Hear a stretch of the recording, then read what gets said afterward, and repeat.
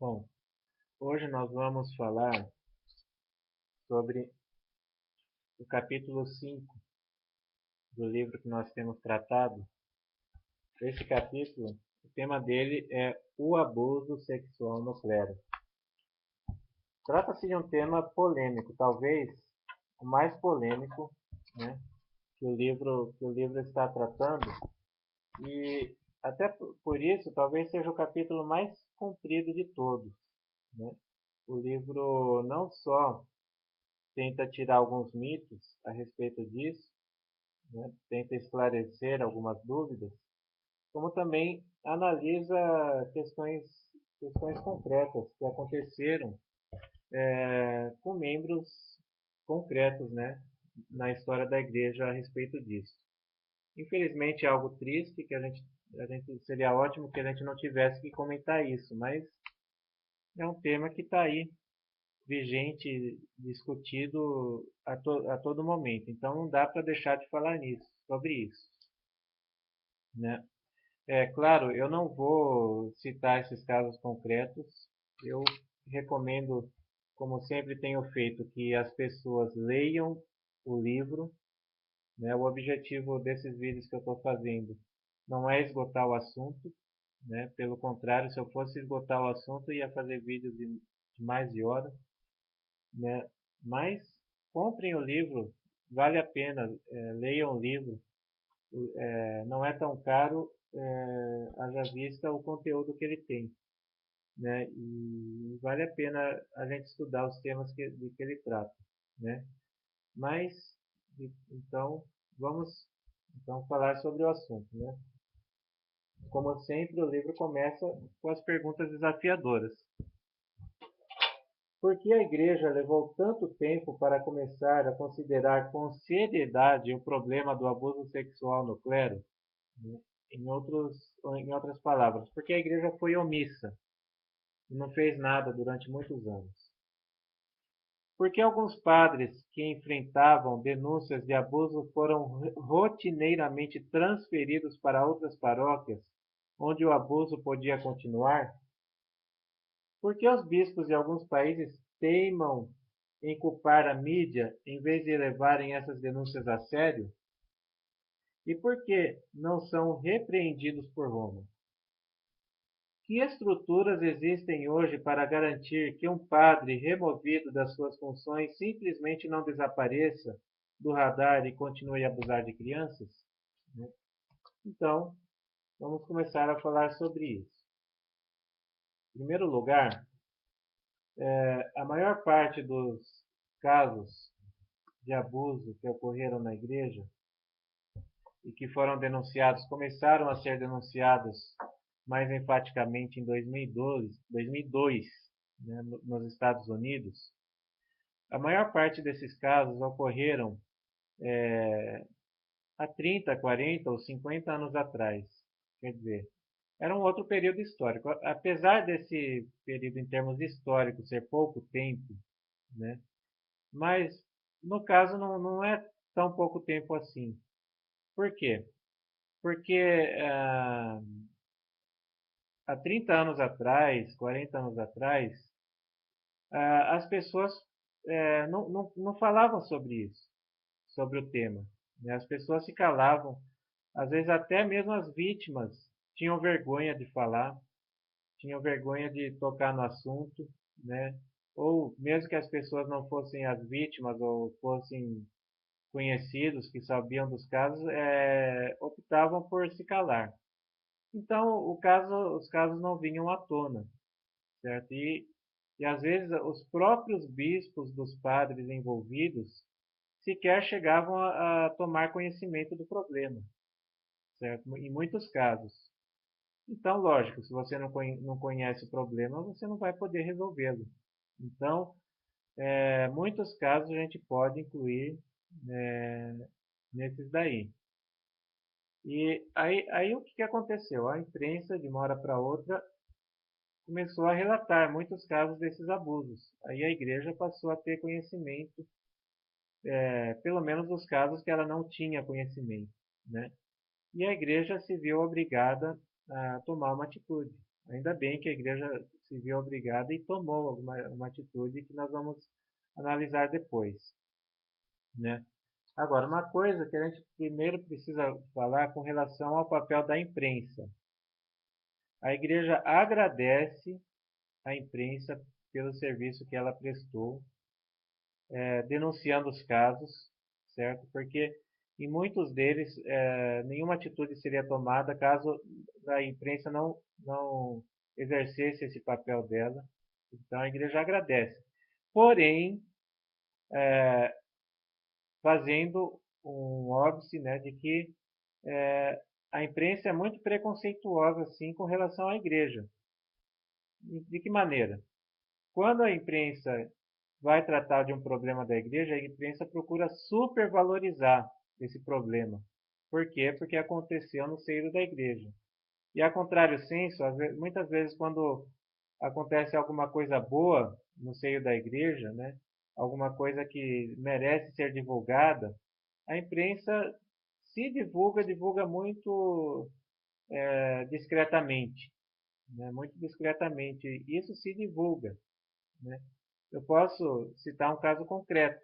Recentemente, um hospital pertencente ao Vaticano, um hospital do Vaticano,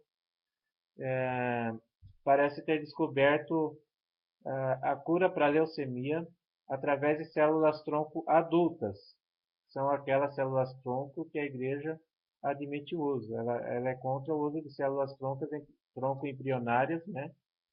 Por quê? Porque usar células-tronco embrionárias significa abortar, né? Então, essa pesquisa parece que resultou na cura, é simplesmente isso, só isso, a cura para a leucemia. As pessoas não vão mais precisar ir atrás de doadores compatíveis, né, e todo aquele problema, e vão poder chegar à cura da leucemia e talvez de outras doenças. Ou seja, isso é fruto de pesquisa de um hospital pertencente ao Vaticano, de uma pesquisa pertencente à Igreja Católica Apostólica Romana. Isso quase não foi divulgado, né? Me parece que só um jornal da Itália, o La Repubblica, isso é pela informação que eu tenho. Tá? Se alguém souber algo diferente disso, pode depois me informar. Mas pela informação que eu tenho, só o La Repubblica falou sobre essa pesquisa e sequer citou o nome da igreja. Sequer citou que o Vaticano que estava atrás disso, né? Ou seja, a igreja contribuindo para a ciência, né? E ninguém divulga, ou se divulga, divulga muito discretamente, certo? Então, isso aplica-se também ao caso, certo? Muitos casos de pedofilia foram supervalorizados porque envolviam pessoas do clero, tá? E ao contrário senso, a reação da igreja com relação ao problema, que houve uma reação, né, que nós vamos ver daqui a pouco, não foi divulgado como deveria, certo? Não foi divulgado. Então, a igreja agradece sim o papel da imprensa por isso, mas também coloca essas reticências, né? E a imprensa é muito tendenciosa sim, certo? Então, vamos lá falar mais sobre isso. Então, o escândalo que houve com relação a isso, claro que veja bem, não estou diminuindo o escândalo, que é um escândalo, tá? É uma coisa inadmissível que alguém que faça parte do clero tenha uma atitude dessa. Eu não tô defendendo essas pessoas, sejam elas do clero ou não, tá? Não estou defendendo, pelo amor de Deus. Então, é um escândalo, tá? Então, o escândalo teve 4 elementos principais, conforme diz o livro. Primeiro, uma crise moral. Revelações de que alguns sacerdotes utilizaram seu status para manipular e coagir jovens e participar de relações sexuais imorais e ilícitas. Dá até nojo falar isso, mas paciência, a gente tem que falar, né? Segundo, crise institucional. O desejo de preservar o bom nome da igreja que fez com que as vítimas fossem silenciadas ou subornadas, enquanto os criminosos ficaram impunes. Terceiro, crise da liderança em igrejas locais. A complacência com que alguns bispos trataram os perpetradores de abusos e, ao mesmo tempo, a fria indiferença que manifestaram pelas vítimas, além de o que é pior, não terem revelado as acusações às autoridades civis. Isso mudou, também nós vamos analisar. E 4, crise de liderança universal da Igreja. Acusação de que Roma não obrigou os bispos locais a agir com maior rigor contra os sacerdotes abusivos, ou até de que não impediu que essas situações continuassem, sobretudo no caso de figuras proeminentes como as que acabamos de citar. Então,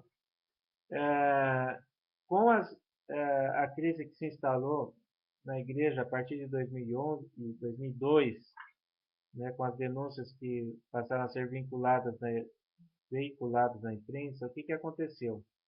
O Papa Bento XVI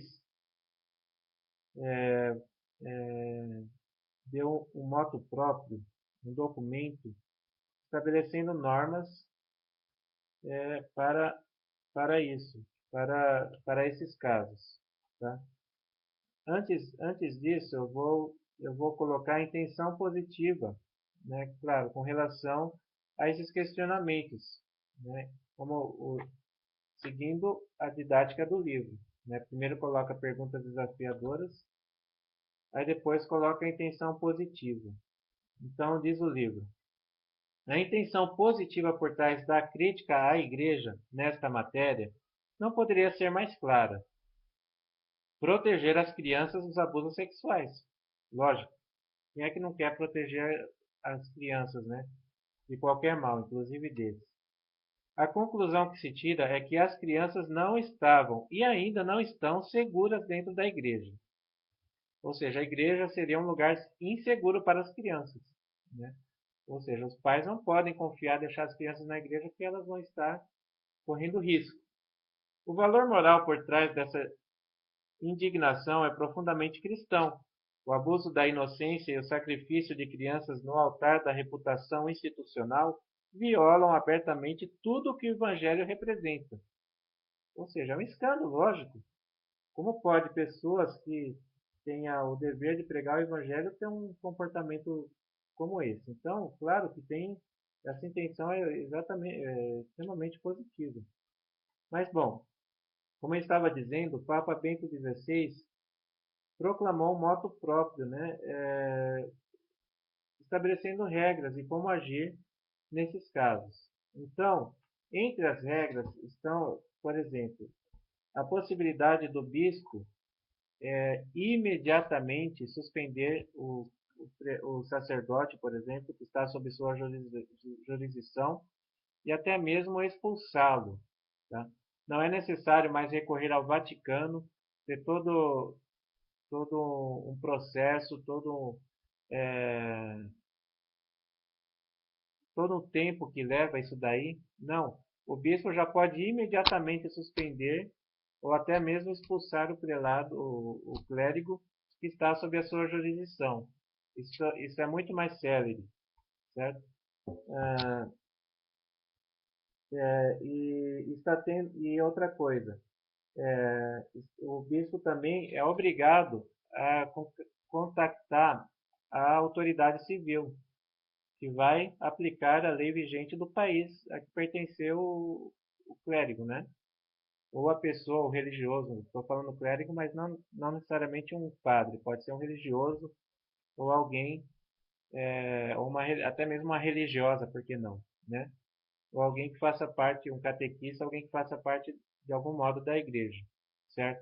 Então, ele deverá informar a autoridade civil que tomará as atitudes de acordo com a lei civil vigente no país, certo? Então, a pessoa poderá ser punida dentro da igreja, através da suspensão, até mesmo da expulsão do seu cargo na igreja, e, além disso, poderá ser condenado no direito civil, né, ou no direito penal do país, podendo ser presa, podendo sofrer a punição que for cabível para ela, certo? Então, e os casos concretos estão acontecendo, né? Me parece que é a média de um por mês que o Papa está suspendendo ou expulsando, né? O último parece que foi até um arcebispo da Polônia, o último caso que eu ouvi dizer, que o Papa Francisco simplesmente expulsou por causa disso, certo? Então a igreja está fazendo a parte dela. A igreja, vamos dizer assim, está fazendo a limpeza, né, no clero. Graças a Deus a igreja tomou consciência desses problemas e está fazendo a parte dela. Isso a ponto de alguns países até reconhecerem e indicarem para suas instituições laicas, né, tomarem as mesmas atitudes que a igreja tomou. Podemos citar o exemplo da Inglaterra. O governo inglês está recomendando às escolas, às instituições, que elas tomem a mesma atitude que a igreja tomou para com relação ao seu clero. Eu gostaria até de citar um trecho aqui de um livro escrito por um americano. Em outras palavras, a igreja hoje é um lugar seguro para as crianças, tá? Só para responder aquela questão inicial. Pode levar seus filhos para a igreja, podem confiar na igreja. Então, o livro em inglês é Pope Benedict XVI and the Sexual Abuse Crisis. Seria o Papa Bento XVI e a crise dos abusos sexuais. Escrito por Gregory Erlandson. Esse livro eu não sei se tem em português aqui no Brasil.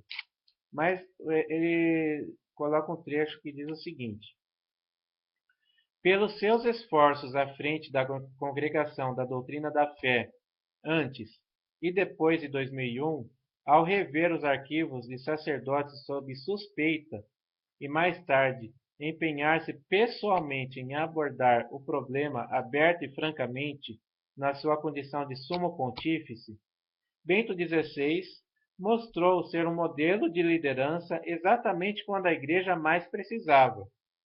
Repreendeu os transgressores, desafiou os bispos e supervisionou uma série de reformas processuais que possibilitaram à Igreja tomar mais rapidamente as medidas necessárias quando era preciso restringir, suspender ou até expulsar um sacerdote. Certo? Agora, tudo bem, a Igreja tomou e está tomando as atitudes para punir os transgressores, certo? Mas também ela tem que tomar as suas medidas para que isso não volte a acontecer, né? E se acontecer dentro da igreja, que seja uma exceção das exceções, né? Isso passa, claro, pelos seminários, pelos candidatos ao clero, certo? Então, o livro aqui fala especificamente dos Estados Unidos, porque foi escrito por um americano, né?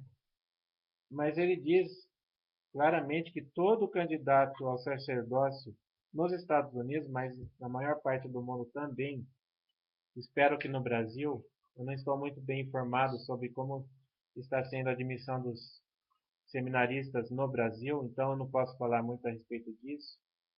Eu posso falar um pouco sobre o passado, mas sobre o presente não posso falar muito a respeito, porque eu não estou muito bem informado. Mas a seleção está sendo mais criteriosa. Então, é o que ele diz aqui. Agora, os que julguem possuir vocação para sacerdócio são obrigados a submeter-se a uma exaustiva avaliação psicológica antes de serem admitidos no seminário. Certo? Então, a igreja não está admitindo qualquer um no seminário para evitar ou minimizar esse problema no futuro. Só uma coisa que eu acho interessante citar aqui é com relação ao problema também fora da igreja, porque a gente fala tanto de pedofilia dentro da igreja, mas a gente esquece, às vezes, que o problema existe em todos os âmbitos, seja eclesiástico ou não, né? Principalmente naqueles ambientes onde haja crianças, lógico, né? São os ambientes onde as pessoas que têm essa perversão vão procurar estar, ou vão procurar trabalhar. Então, na verdade, é um problema que não se restringe à igreja. Pelo contrário. Então, o que ele diz aqui?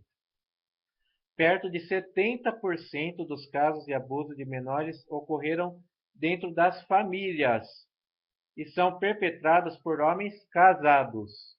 Por homens casados, ou seja, o celibato não tem nada a ver com pedofilia. Pedofilia é uma perversão que não está relacionada ao celibato, a opção por não se casar. Então, primeiro vem as pessoas podem ter essa perversão e optar pelo celibato ou não. Então, a crítica que se faz à igreja, dizendo, isso é fruto do celibato, isso é porque os padres não podem se casar, isso não procede, certo? Então, para terminar o capítulo, vamos então colocar o pensamento vigente e o reenquadramento, né? E depois as mensagens centrais. Então, pensamento vigente das pessoas que criticam a igreja, né? A Igreja Católica, tanto no âmbito local como em Roma, ignorou e acobertou durante décadas os casos de abuso sexual de crianças pelo clero, e hoje continua a fazê-lo. Procurou silenciar as vítimas e recusou-se a agir. O Papa Bento XVI é especialmente responsável por esse acobertamento. Os sacerdotes celibatários têm maior probabilidade do que outros indivíduos de abusar de crianças. A Igreja, enquanto organização, mantém-se hostil às revelações da mídia e continua a ser um lugar perigoso para as crianças, né? Então, vamos reenquadrar isso daí. Então, o que diz o reenquadramento?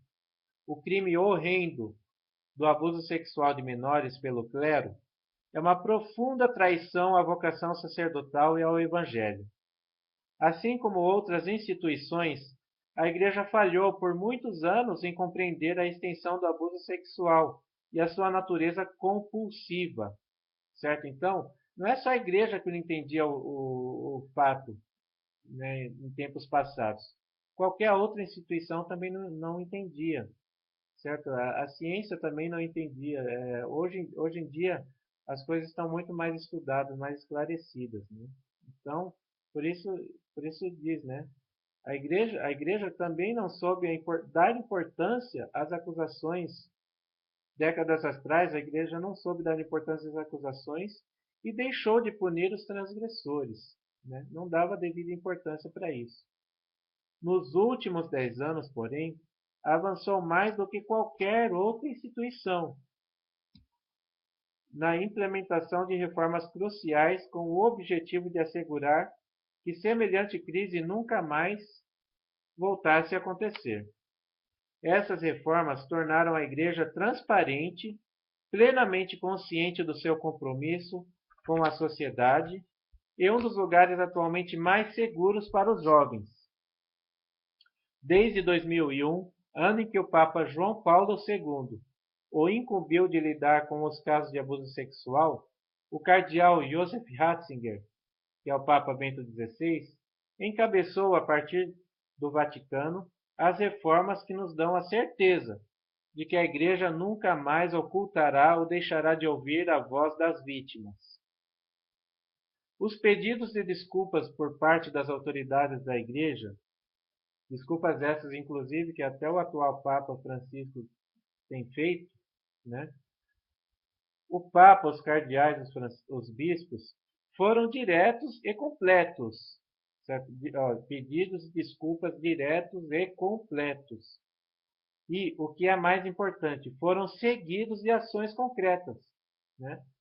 Não foi só simplesmente pedir desculpas, não. Foram pedidos de desculpas, mas seguidas de ações concretas. Nos Estados Unidos, o sistema de proteção é excepcionalmente eficaz e é recomendado como modelo para outras instituições. Cada vez mais se pode dizer o mesmo da Igreja em outros países. Certo? Então, para terminar, é o resuminho que coloca o livro em cada capítulo, né? As mensagens centrais. Então, primeiro, um despertar moral. A sociedade, como um todo, e as suas instituições acordaram para a extensão do abuso sexual de menores. Como também era de praxe nas outras instituições há 30 ou 40 anos, as paróquias e os colégios católicos não investigavam as denúncias, as vítimas não eram ouvidas. Houve uma formidável mudança nas atitudes e políticas da Igreja. Segundo, a mídia ajudou a Igreja a mudar. A mídia julgou sim a Igreja, mas a mídia ajudou a Igreja a mudar.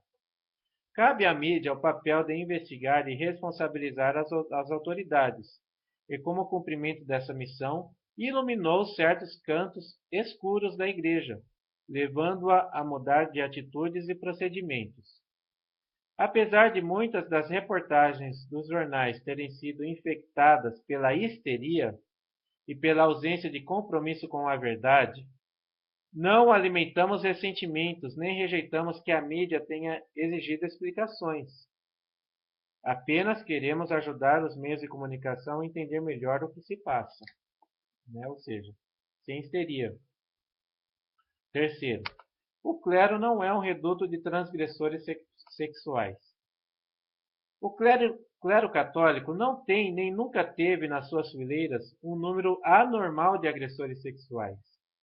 Não existe nenhuma conexão causal entre o celibato sacerdotal e o abuso sexual no clero. A Igreja hoje é muito mais cuidadosa com a seleção dos candidatos ao sacerdócio. Quarto, a Igreja nos Estados Unidos é um ambiente seguro para os jovens. Ele coloca aqui nos Estados Unidos, como eu disse, porque é um livro escrito por um americano que mora nos Estados Unidos, né? Então, claro, o ambiente dele é os Estados Unidos, mas a gente pode também dizer isso sobre outros países. O sistema de proteção é excepcionalmente eficaz e é recomendado como modelo a ser seguido por outras instituições. Por mais antigas que sejam, as denúncias são automaticamente comunicadas à polícia e aos serviços de assistência social. Outro ponto. Não há conflito entre o direito canônico e o direito civil. Nenhum deles se encontra acima ou abaixo do outro. Por outras palavras, todos os católicos devem obedecer às leis de suas respectivas nações. É isso que o próprio direito canônico prescreve. Tanto as leis civis como as leis canônicas consideram o abuso sexual de menores um crime gravíssimo. A grande diferença entre os procedimentos de hoje e os de 30 anos atrás é que hoje a Igreja aciona imediatamente ambas as jurisdições, relatando as denúncias à polícia e também ao Vaticano. E por último, o Papa Bento esteve à frente das reformas do Vaticano. Primeiro como cardeal, depois como Papa, encabeçou reformas vigorosas, agindo de maneira decisiva para combater o que, por vezes, se configurava como uma cultura da negação. Promoveu, além disso, mudanças cruciais nas leis da Igreja, com vistas a assegurar que os transgressores fossem punidos sem demora. Então, é isso.